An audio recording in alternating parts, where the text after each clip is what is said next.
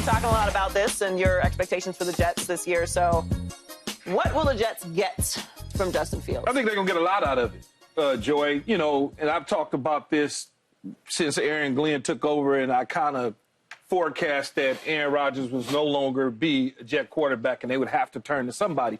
And you start looking down that list of quarterbacks, and I start saying to myself, making a run at Sam Darnold would have been great. But it would have been it would have been a little chaotic because of his history in New York. But then, you know, you look at Matthew Stafford. He went back like I thought he would to the Rams. So now on that list, you got Justin Fields. And I look at Justin Fields as like a mini Jalen Hurts. He's got some of the same athletic traits. Much faster. In fact, he's bigger. Okay, his arm is stronger. But when you than Jalen Hurts. But you wouldn't think that though, would you? No, you wouldn't, because one guy He did just win the Super Bowl. No, I'm saying one guy won the Super Bowl, Joy. Right. So it sounds funny. It's like comparing somebody to great quarterbacks. We don't want to do that. Oh, Tom Brady, Michael Jordan. You don't want to do that. But he's got a lot of the same traits. The one problem that he's always faced is defensive-minded coaches have been his coach for the most part. Okay, when Matt Nagy was there, they toyed around with him, played games, then all of a sudden he gets mad. Eberflus offense was junk, but he still was trying his best in Chicago. He got snatched in Pittsburgh after going 4-2 for whatever weird reasons. And now this is his team. Tyrod Taylor's there to teach him, to learn similar style quarterbacks. So you get a little bit of duplication there. But I really honestly believe that they have an opportunity to do something special within this division of Buffalo, Miami, and the New England Patriots. Aaron Glenn and company have some familiarity with him from his days in Detroit as a defensive coordinator, playing against Chicago when Justin Fields was there. So that was one of the main reasons is understanding and studying him and looking at him and saying, I played against him. I know the opportunities, and I know what this kid can do. But I'm excited about it. He gets a real opportunity to showcase his skills, and he went to Ohio State with Garrett Wilson. So there's a relationship there. I'm excited about it. Yeah, and I think it's a good landing spot for him also. Now, but we got to look at a lot of things that are going on around this whole deal. First of all, I said it to you guys earlier, if I'm Justin, first thing I would have done is got on the phone and called Jalen and say, hey, man, appreciate you got me this money. You know, because Jalen Hurts winning the Super Bowl, it says, oh, you can't win with a running quarterback now. So you can ease up in New York and get you 25 or 30 and nobody's going to bark because the guy across the street just won the Super Bowl, being the first quarterback to win a Super Bowl. So, yeah, now when I looked at it, I said, okay, let's look at his progress, you know, coming into Chicago. You know, his first year, 10 interceptions. Second year, 11 interceptions. And then this last year, he went 9 interceptions. But last year, he went 4-2 in 6 games. He started, played in 10 games. He only had 1 interception. Now, he averaged about 184 yards a game. That'll give him about 3,200 yards a game. Aaron Rodgers had 3,800. You put a running quarterback in New York, and you go back to saying we're going to be a running football team that can pass. I like this. I like this. And I love that he has Aaron Glenn there coming off of a Mike Tomlin to take him to that next level. Aaron Glenn is fresh. He's still building his whole team, and he can let this man have some freedom to have a chance at becoming a starting quarterback. So, yeah, I really like this for Justin Fields. And AG's a defensive coordinator, but he's not even calling the defense. He's going to be a head coach. Right. You see what I'm saying? Yeah. He's giving that over there to the DC and the OC, and he can manage and deal with the situations the right way. And he's going to need a mentor here, though. Because let's be real. Yeah. Coming out of Chicago, it wasn't just this play. It's some of the things he said sometimes when he sat down on the camera in interview rooms. AG's going to help him with that, like Mike Tomlin helped him with that. I know he learned a lot last year just by sitting around Russell Wilson. So New York is a tough place, but I hope he's grown in the period that he was over in Pittsburgh to prepare himself for New York. What I like about it is he's young, you know, and then, like, you're not bringing in, like, because you was hearing names like, you know, Russ and some of the older guys coming over. So I like the fact that they got a young guy so they can say, hey, all right, we got a year or two to figure out if this can be our quarterback for the future.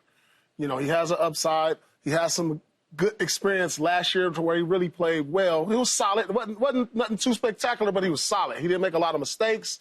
He won you some games. And, you know, like you said, Keith, for some odd reason, they brought Russ in, but Russ was the plan anyway going into Pittsburgh. So I like what the Jets are doing here. Can they make the playoffs? I'm not quite sure yet. But they do have some weapons. And moving forward, you got a quarterback with some upside, a mobile quarterback, so you can implement some of those things into your run game. And so I like the move. I love this move for the Jets. I don't know if I've said that in a very long time, but I do. I love it for the Jets, and I love it for Justin. It's a good opportunity for him to have a clean slate, which he didn't really have in Pittsburgh. Russ was the original plan. He got in, was in a great culture with good coaches, some veteran, pieces around him.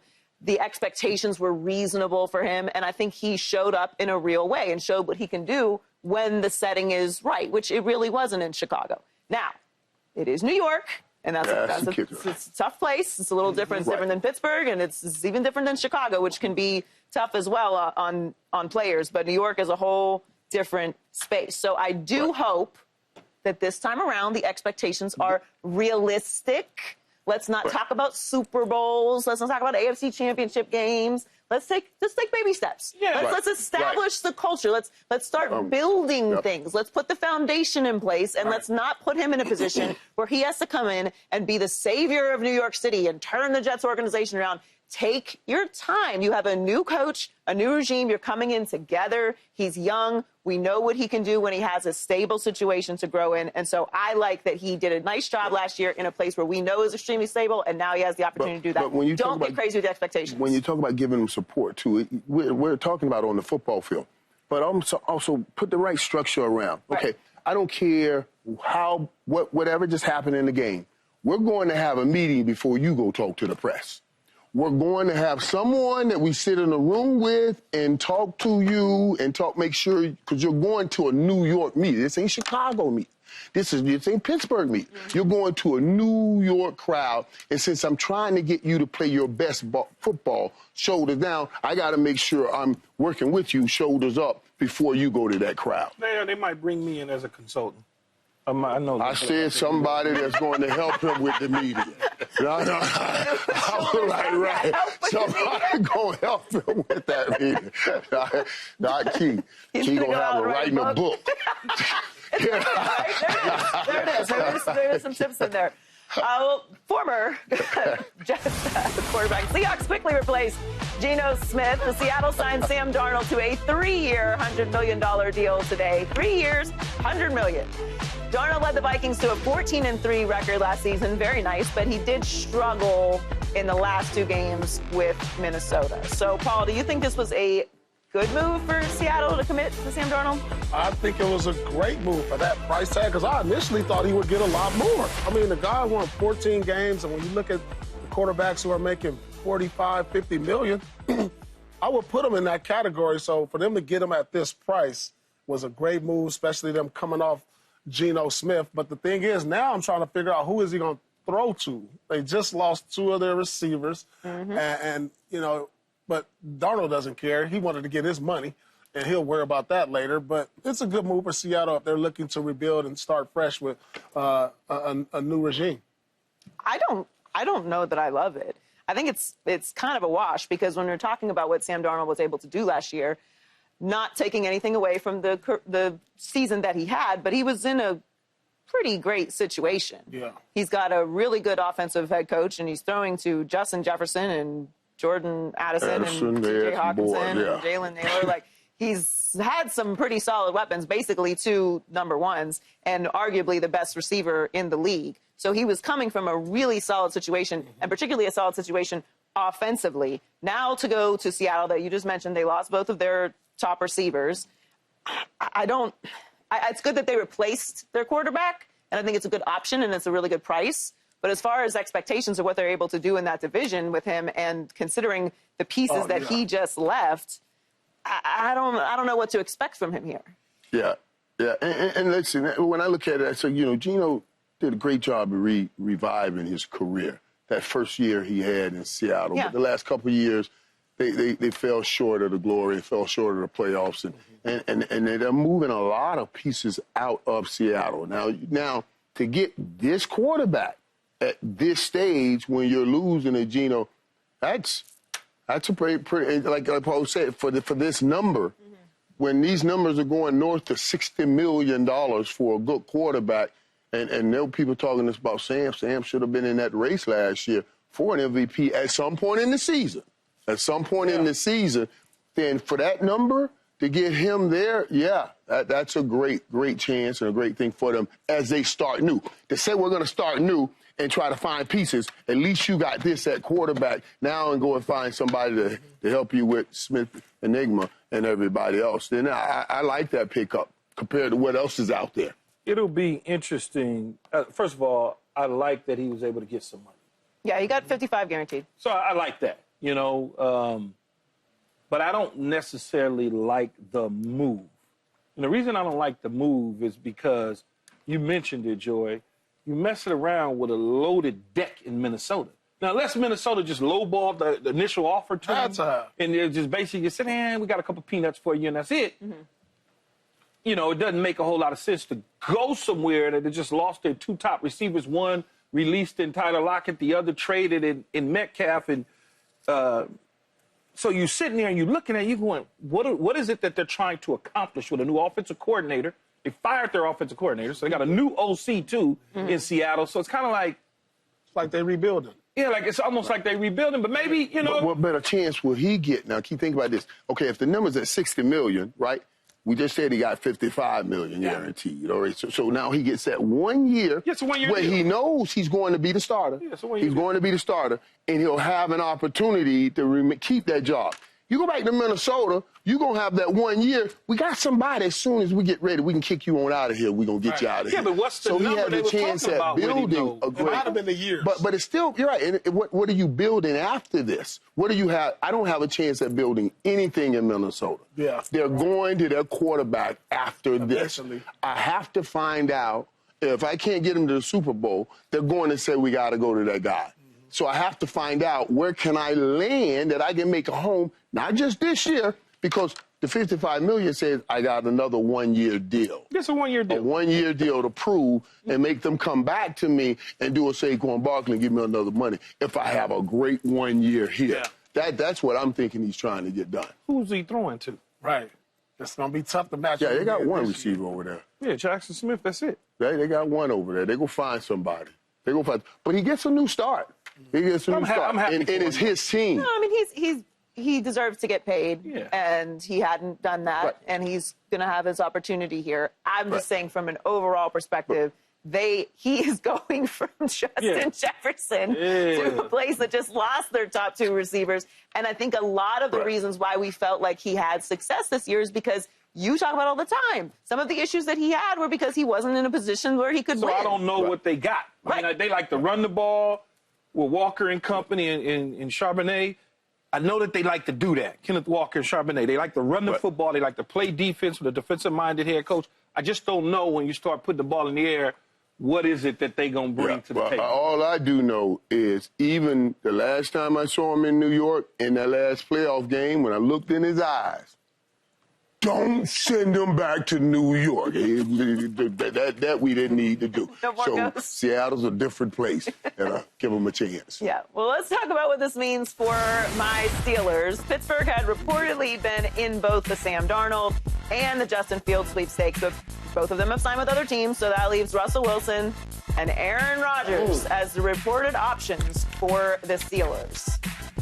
So, Michael, who is a better fit in Pittsburgh? There's only one right answer to this, but Russell Wilson or... There's only one right answer. I agree.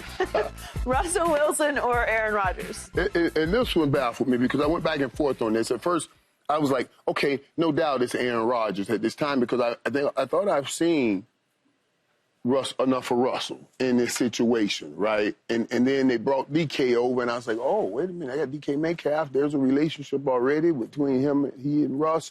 Maybe I go back. But I still kind of lean towards Aaron Rodgers.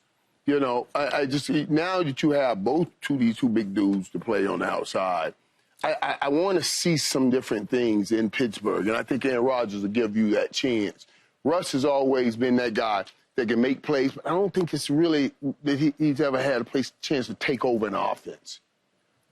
Aaron Rodgers kind of taking over that offense in Pittsburgh and allowing Mike Tomlin to do what he does, they can take that offense to another level, and I want to see that. I don't think Russ could ever take it to another level beyond what we saw this year. Yeah, it'll be interesting to see. Aaron Rodgers is the answer for me, but it'll just be interesting to see because he's always had the keys to the car, and he's always he ain't gonna be the boss his way.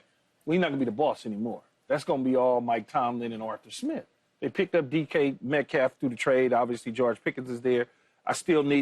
They still, in my eyes, need to get an explosive running game. If you look at the success that Aaron Rodgers had when he was dealing in Green Bay, that running game has some explosiveness to it.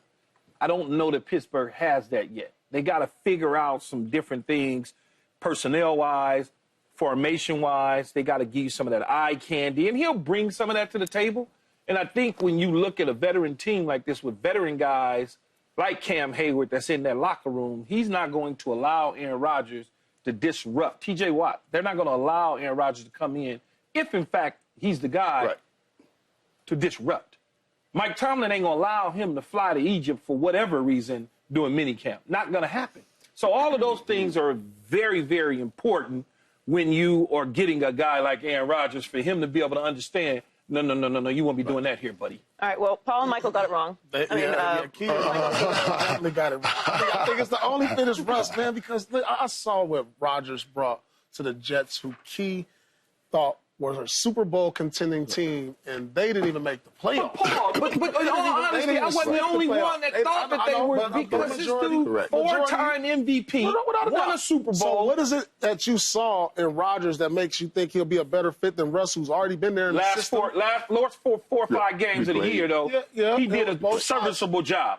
Aaron Rodgers did this last year. Don't be looking at me like that, George. I mean, at what pitch? Russ has been there. Serviceable job. And then when things got bad, it got worse in the locker room for the Jets. I don't want Rodgers bringing that to this culture. No, I understand. And I don't think that happened. I don't even You can't stop a man from getting on the podium and say he should have caught the ball and throw people under. Yeah, but stuff like that. So Mike Williams is there, huh? Right. Yeah, so that ain't gonna make sense. Mike Williams there. No, I'm saying Mike Williams still exists. I don't think that will prevent. No, I understand. I just was thinking like, oh, yes, that is where he ended up. I like Russ because his leadership too. Right, but I don't think Aaron, Mike McCarthy's at, but to have a guy like Mike Tomlin also. Aaron, he's going to be following Mike Tomlin in those press conferences, or Mike Tomlin following him.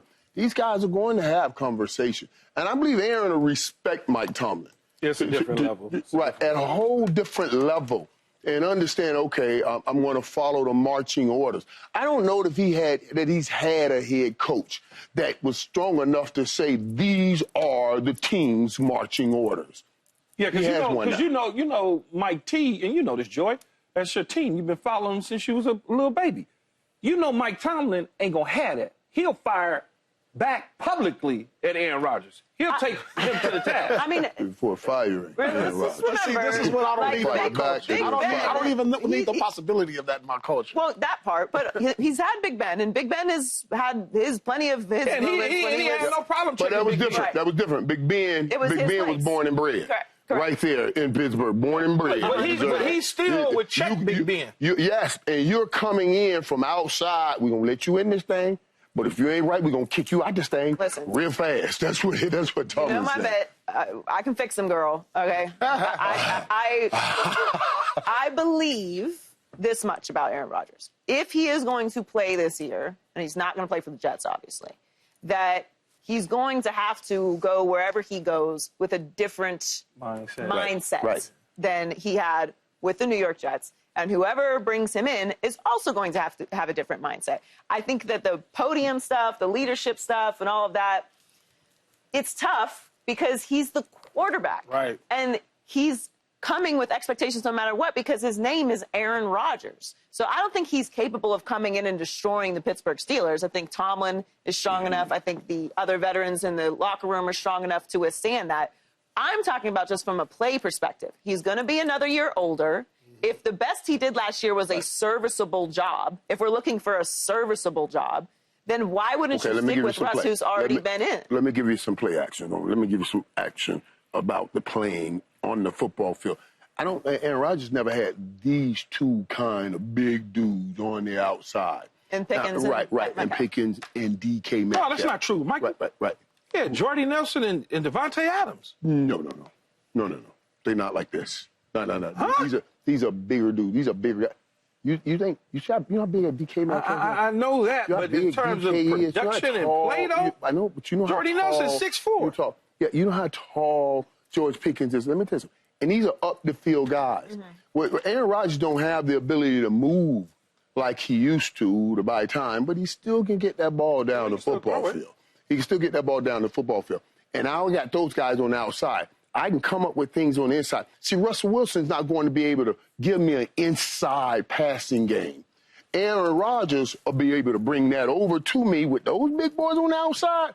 I got a game plan to attack offense. You said they need to improve on that run game. I like Warren and Harris together with this setup. More explosive. With this setup. They need a more explosive run game. It's cool to give me 3 yards in the cloud. But here's what I'm saying. It's cool, but I with need these two some big boys, runs. with these two big boys, if you ain't got big corners to handle me, I'm going to be dropping that ball off over the shoulder. Now, if you get two big safeties and you bring them out here, now I'm going to run the football power on you. through, I'm going to power right through. Power right through. So my question is, two corners to guard me, to cover me. I didn't say anything in that statement. I didn't say anything. Paul is our statement checker over here. Anything we say. Power through. You had to power through that one. You had to. But my question is, though, in best case scenario, right, he plays one more year, right? Yeah, best case scenario. So then the Steelers worst case scenario. Well, I'm saying, like, what are you expecting from Aaron Rodgers? We're going year by year here. So if they bring in Aaron Rodgers, they got to go all in this year, no? Yeah, but the quarterback draft, same thing. Right, same thing. Quarterback draft is not as strong, so you can't sit there and go, oh, God, we could draft a guy as well, because it's just not as strong. No, it's not a quarterback draft this year. And you it's a say tight end draft. all in, Pittsburgh had a pretty good football team last year. They just had bad quarterback play in the end. It was bad quarterback play. The defense. But sometimes the offense in bad quarterback play affects your defense and how they want to play. So are we saying because the Jets had... TJ, I think, got hurt at some point. It wasn't the best that like I think it would be with Aaron Rodgers at the... I know Aaron Rodgers, he makes you... I get it. You stay up at night at times. You know what? I understand. He's... Lots of chances. He's going to be wearing that 8 running around in that Pittsburgh uniform. Subscribe here to get the latest from Speak, and go watch a few segments from our other shows on FS1.